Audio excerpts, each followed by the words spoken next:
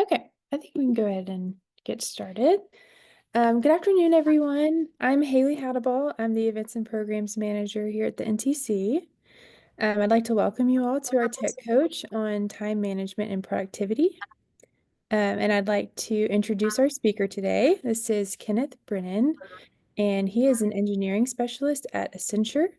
So, Kenneth, thank you for being here, first of all, and I'll go ahead and pass it on to you. Thank you.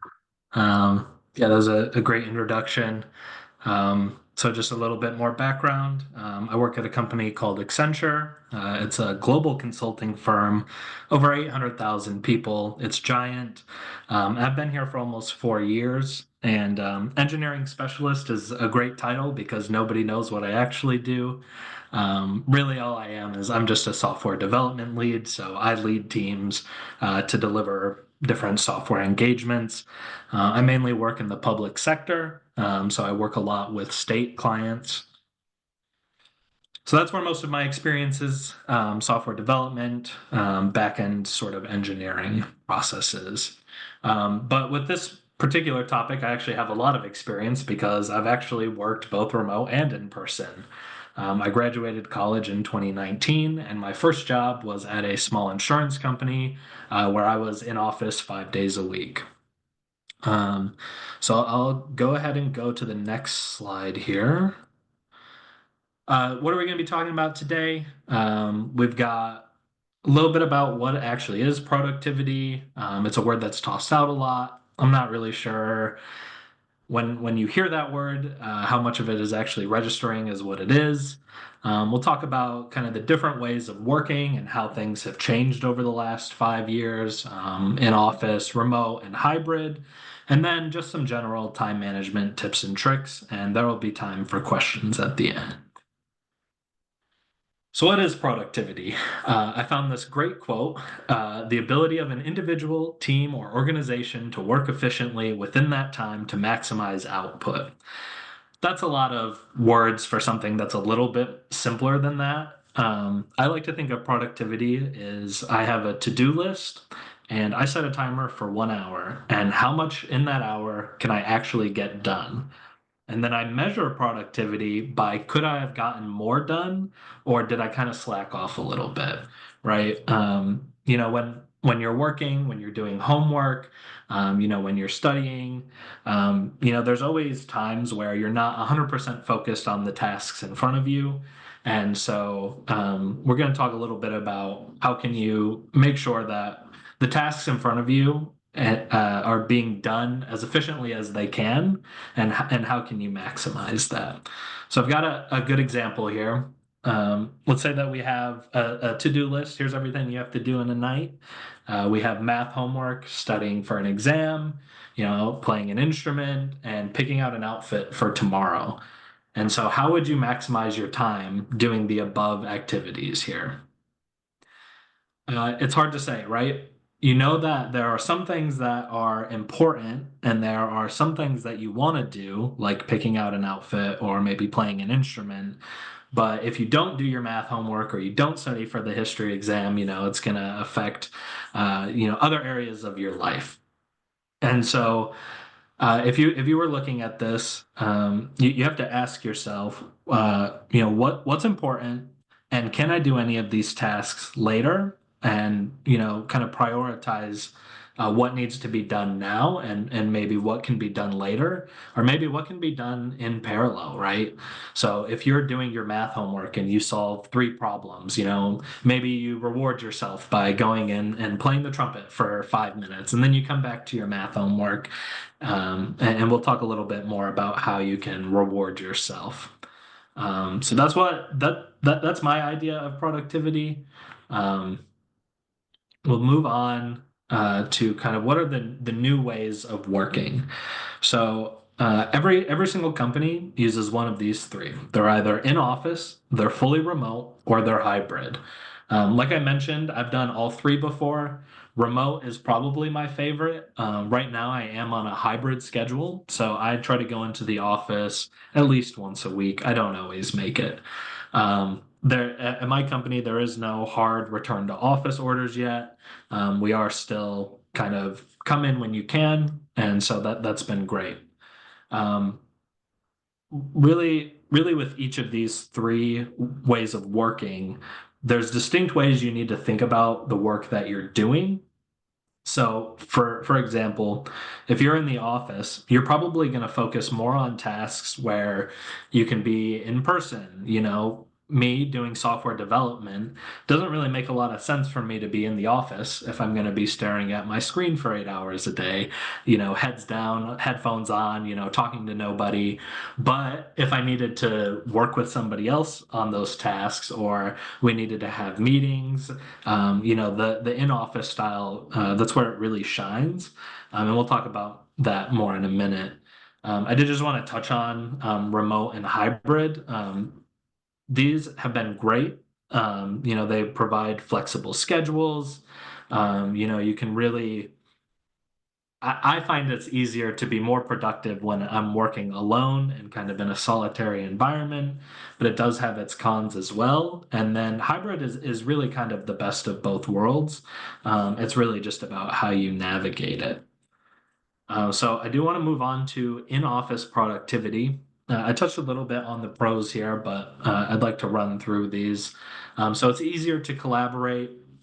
You don't have the distractions at home. When you're at home, it's pretty easy to say, "Oh, I'm gonna sit on my phone for 5 minutes," or I gotta go walk my dog, or my wife needs something, and so you kind of get away from that when you're in the office. Um, Down at the bottom here, I have work-life boundary. That kind of goes hand in hand, where when you're at work, when you're in the office, you're doing work, and that's it. When you leave the office, you have that context switching where, okay, I'm not in work mode anymore. I can go home and I can relax. And that's something I think you lose when you're working remotely. The third point here, though, performance awareness. I wasn't really sure how else to describe this, but think about if you're in front of your boss. You don't want to be the person that is slacking off, right? You don't want to be the person that's always kind of joking around with coworkers, and maybe you're a little bit more aware of how you're perceived by your coworkers and by your boss, right? So if you're in the office, and your boss is sitting 5 feet from you, you're probably more likely to get a lot done that day than you would be if nobody's there to actually see it, right? Um, in office, though, it has a lot of cons. Well, maybe a lot's not the right word, but it definitely does bring some negatives with it. A big one is commute time. So if you live even 30 minutes, 45 minutes away from an office, you have to think about, if I drive an hour there and I drive an hour back, I'm not working an 8 hour day anymore. I'm really working a 10-hour day. And so, you really have to think about how that adds up over weeks, months, years. How much time are you actually spending in this work mode? Um, you do have coworker distractions. I'm actually really bad about this. When I'm in the office, I want to talk to people. I want to go bother them. I want to go do, make a joke with them. But um, I also have the reverse happen where people want to come and talk to me. And sometimes it's about work, but a lot of times it's really not about work. And so it can be hard to kind of balance your productivity when you have some of these distractions. And again, it's more about prioritizing what's important. It is important that I, talk to Jim about this project, but it's not important for me to go over to Jim and talk to him for 20 minutes about our personal lives, right? And so, uh, just two other quick ones here. Meeting overload, especially when you're in the office. People love to put meetings on your calendars, but that's time that's taking away from you working. Sometimes they're necessary, sometimes they're not. Try and stay away from the unnecessary meetings. And then office events. Our office I feel like they're having an event every week. They had line dancing last month, I think, and they do all these lunches, and like these are all things that, well, they're great, and I think that they're super important that you go do. if you're trying to have a productive day, these will take away your time, right? If you go have lunch for an hour with your coworkers, that's great. But what could you have done with that hour instead? And so, what are some ways that you can be productive in the office, right? How can you overcome some of these cons? Mainly I when I was making this slide, I was really thinking about coworker distractions and when do I not go bother somebody?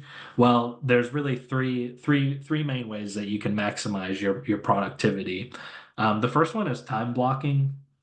So this is just an easy way of saying, I put some time on my schedule during this time. Nobody come here. Nobody bother me. I need to be heads down. I need to be focused. I need to be doing my tasks. Another good way to indicate that is headphones. Some offices don't allow it. Mine does. I've got these great noise canceling headphones. I put those on. I can't hear anybody else. People know, not to come bother me because I'm in a meeting with the headphones or I'm trying to focus. It can really be a good social indicator that you're trying to be productive. Um, I've talked a lot about, oh, we gotta get our tasks done. We gotta do this as much as possible. I think a very important part of that though is taking breaks. Nobody can sit at a computer for 8 hours straight and be productive the entire time. I forget what it's called. I should have written it down. There's a method that I like to follow where you set a timer for 90 minutes and you say, during this 90 minutes, I'm going to get everything I can done. I'm going to focus on these tasks. I'm not going to pick up my phone. I'm not going to go, look at the news or anything like that. I'm not going to text my friends for that 90 minutes. And then after that 90 minutes is up, you take a strategic break. You take 15 minutes to do whatever you want to do. If you're in the office, you can go walk around, go get a snack, get some more coffee, maybe go talk to somebody quickly. And then you come back and you do another 90 minutes. And you keep repeating that throughout the day. And I think you would be surprised how much you can actually get done if you follow a path like that. But even if you don't do these 90-minute blocks, definitely giving yourself a break is important. And in the software development world, there's this concept of like a shower breakthrough, where when you step away from a task, sometimes you can actually think about it in a different way. And the term comes from like when you're thinking about something in the shower, and you're like, aha, like that's how I can solve this. I think that you don't get that if you're just trying to focus on one task for, all day straight. So definitely take breaks all day. So that's the end of kind of my tips for being productive in the office and kind of what does that look like. I'd like to move on to remote now. Remote working has a lot of pros and cons. Like I said before, I love working remotely. It's really worked for me. Um, Before COVID, I think it was pretty rare that anybody worked fully remotely. But now I think it's pretty common. I know that I work remote most of the time. So what are some of the pros? You can be flexible. I have a doctor's appointment after this that I'm going to go to, and I probably wouldn't be able to do that if I was in the office from 8 to 5. But because I'm working from home and working remotely, I can kind of make my schedule kind of fit to my life.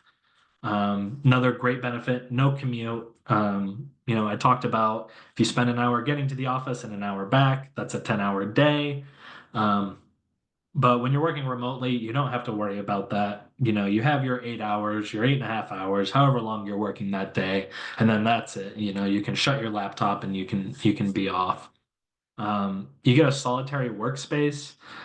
This is great. A lot of offices will have cubicles, some are open plans now, but having a dedicated workspace, I have my office here.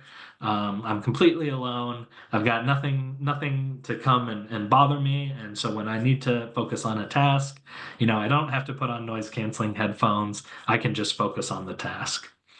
Um, uh, the next one here, increased independence. Um, I talked a little bit about kind of performance awareness and how if you're in the office, you have your peers, you have your bosses watching you, you're probably being more productive.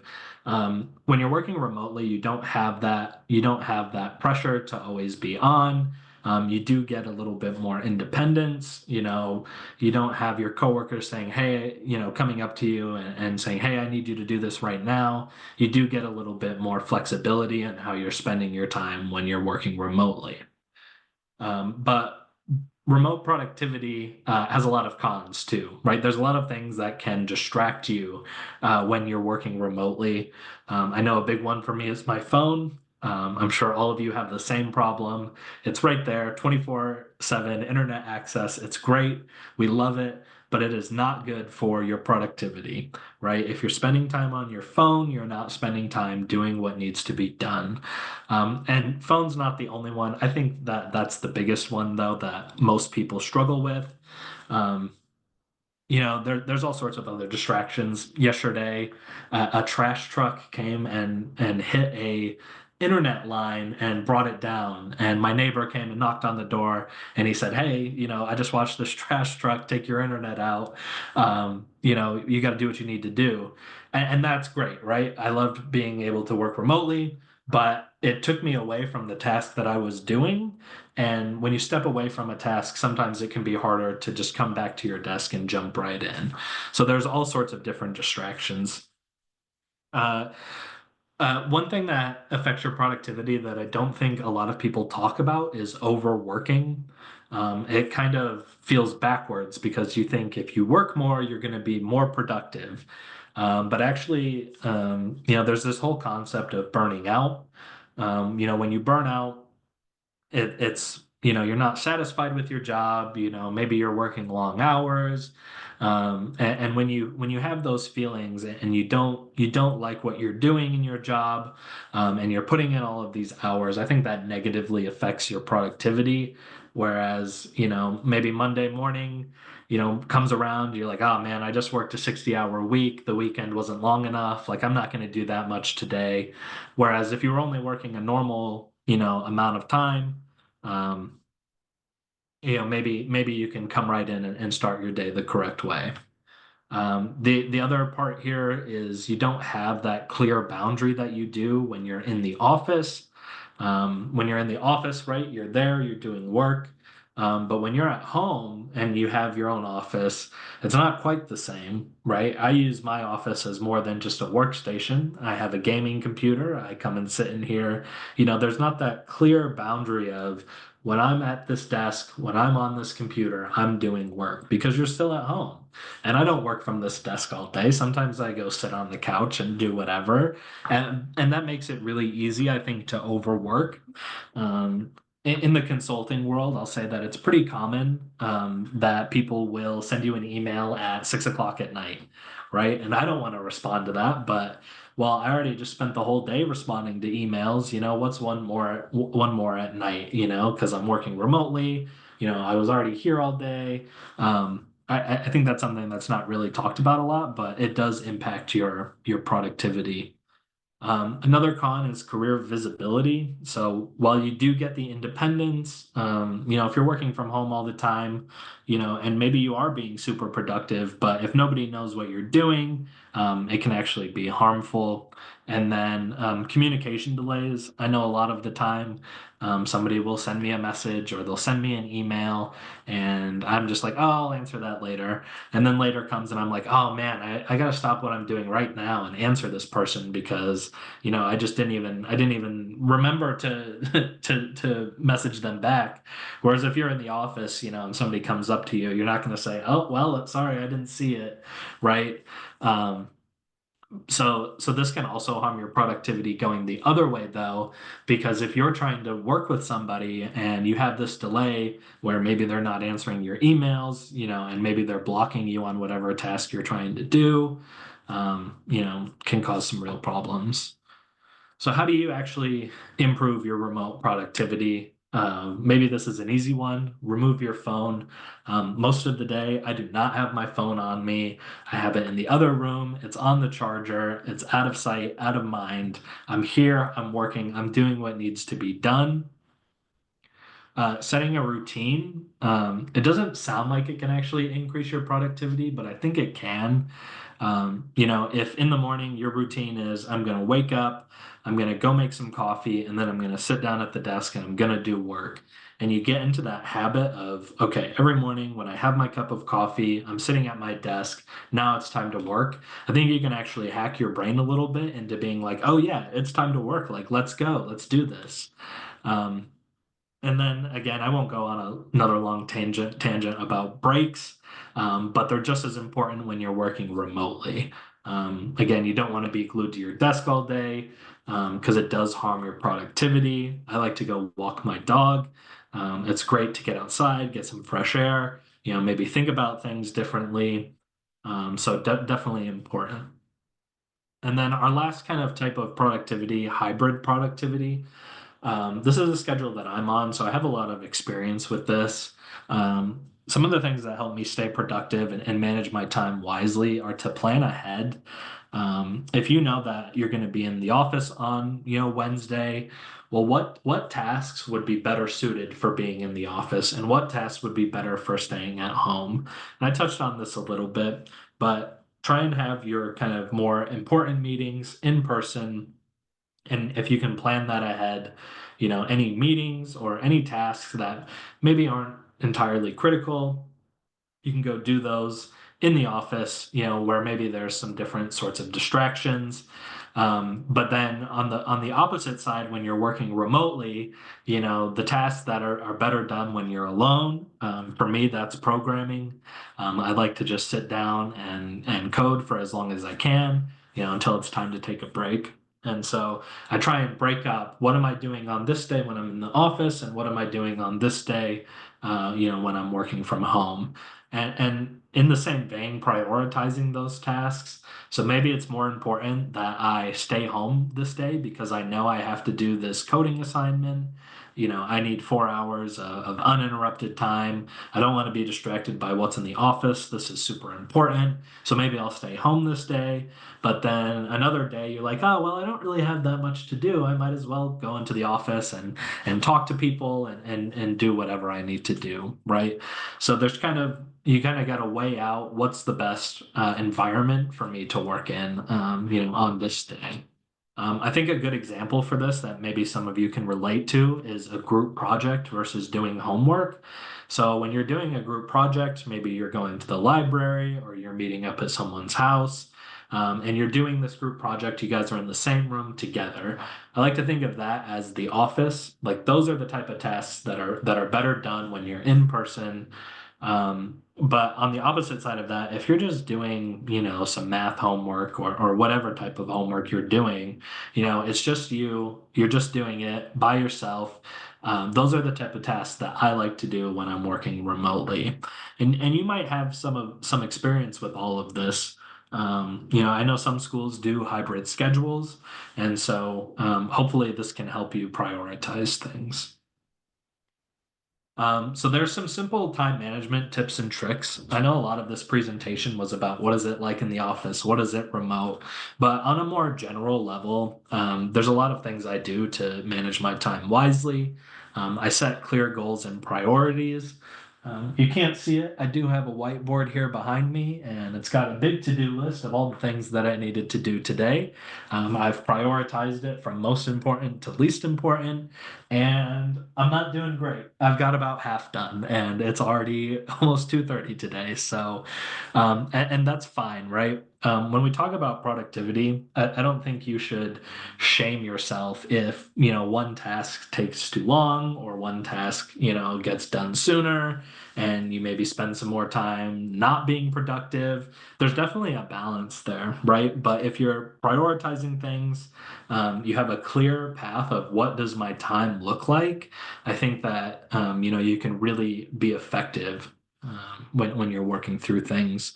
Prioritizing tasks again, you want to go least or most important to least important, and you want to work on things from that order.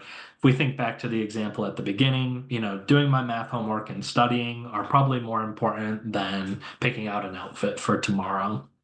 You want to minimize distractions. I've kind of already touched on this, but I know it's hard. I know nobody likes to do it. Get your phone out of your hands, put it in the other room. Some people go as far as getting one of those like time locked safes. You don't maybe have to go that far, but anything you can do to minimize the distractions, maybe putting on music is helpful for you. I know I like to listen to those lo-fi study beats, and those are great, right? Because there's no words, you're just kind of zoning out into the task that you're doing. Some people call that the flow state, if you're familiar with that term, but you can't get into that kind of state if you have all of these distractions around you. And the last point here, reward yourself. I think you can really trick your brain in a lot of ways into saying, oh, well, maybe that wasn't so bad, if you reward yourself. And whether that's with phone time or maybe a piece of chocolate, or maybe, I'm going to do this task and then I'm going to go for a walk.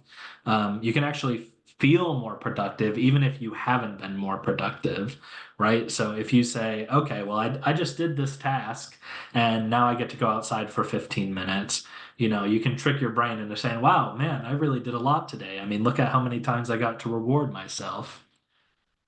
And then, kind of the last trick I have for you all, this is called the Eisenhower matrix. It's separated into these four quadrants. You have urgent and important, so these should be at the very top of your list. These are the things that need to be done ASAP. You have not urgent and important.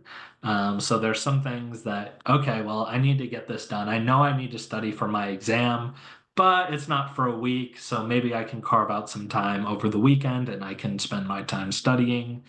Not important, but urgent. Um, this is more applicable, I think, if you're in a leadership role where somebody does need to do it, but it maybe doesn't necessarily need to be you. If you have siblings and, your parents say, oh, I need you to go. Wipe down the kitchen counters, and you trick your little brother or little sister into doing it for you, because it's not important to you, but it does need to be done. That's kind of the best example I have here. From a leadership perspective, though, this is something that I do quite often, where I know something needs to be done, but maybe I'm not the best person. Maybe I have some more tasks in my important and urgent quadrant, and somebody else has some more time that they can spend on something immediately. This box is actually pretty important. And then not urgent and not important. Hopefully you never have any pieces of work that belong in this quadrant or any homework that belongs in this quadrant. Um, Really what belongs here are waste. So, sitting on your phone, playing video games and all of these things that are really easy to do, but they're not in one of these other three quadrants. Like that's what belongs here. Okay, I've just talked for 30 minutes straight. I will open it up for any questions that we have. I'm not sure if there are any, but now would be a great time. Let me open the chat up.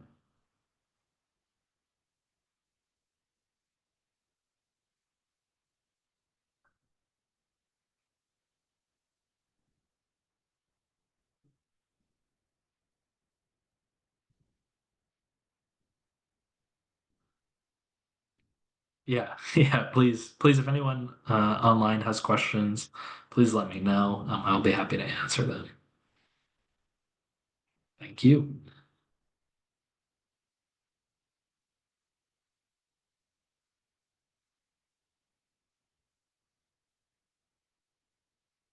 Okay, if that's it, if you have questions, I did put my email here. You can feel free to reach out to me anytime. Just say, hey, I watched you present. This is what I want to know about. And yes, I will have a copy of the slides out there. Hey, awesome. Well, thank you, Kenny. That was great. I know I learned a lot about how to best be productive and some time management tips and tricks. So thank you so much for that and for being here with us today. And thank you everyone for joining us. We will send out those slides and we did record this and we'll upload it to our NTC YouTube channel later today. Um, but other than that, thank you again, and we hope to see you at our next Tech Coach. Thank you. Yeah. Thanks, everyone.